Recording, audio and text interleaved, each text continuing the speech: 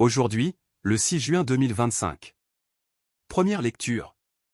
Un certain Jésus qui est mort, mais que Paul affirme être en vie. Lecture du livre des Actes des Apôtres. En ces jours-là, le roi Agrippa et Bérénice vinrent à Césarée saluer le gouverneur Festus. Comme il passait là plusieurs jours, Festus exposa au roi la situation de Paul en disant : « Il y a ici un homme que mon prédécesseur Félix a laissé en prison. Quand je me suis trouvé à Jérusalem, les grands prêtres et les anciens des Juifs ont exposé leurs griefs contre lui, en réclamant sa condamnation. J'ai répondu que les Romains n'ont pas coutume de faire la faveur de livrer qui que ce soit lorsqu'il est accusé, avant qu'il soit confronté avec ses accusateurs, et puisse se défendre du chef d'accusation. Ils se sont donc retrouvés ici. Et sans aucun délai, le lendemain même, j'ai siégé au tribunal. Et j'ai donné l'ordre d'amener cet homme. Quand ils se levèrent, les accusateurs n'ont mis à sa charge aucun des méfaits que, pour ma part, j'aurais supposé. Ils avaient seulement avec lui certains débats au sujet de leur propre religion et au sujet d'un certain Jésus qui est mort, mais que Paul affirmait être en vie. Quant à moi, embarrassé devant la suite à donner à l'instruction, j'ai demandé à Paul s'il voulait aller à Jérusalem pour y être jugé sur cette affaire. Mais Paul a fait appel pour être gardé en prison jusqu'à la décision impériale. J'ai donc ordonné de le garder en prison jusqu'au renvoi de sa cause devant l'empereur. Parole du Seigneur. Nous rendons grâce à Dieu. Psaume. Le Seigneur a son trône dans les cieux. Alléluia. Bénis le Seigneur, ô mon âme. Bénis son nom très saint, tout mon être. Bénis le Seigneur, ô mon âme. N'oublie aucun de ses bienfaits. Comme le ciel domine la terre, fort est son amour pour qui le craint.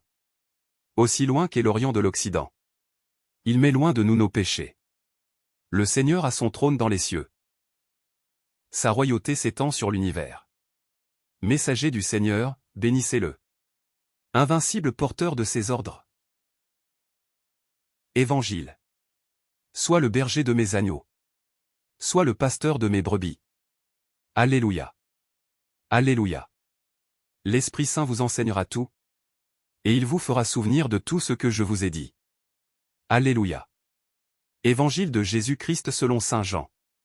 Jésus se manifesta encore aux disciples sur le bord de la mer de Tibériade.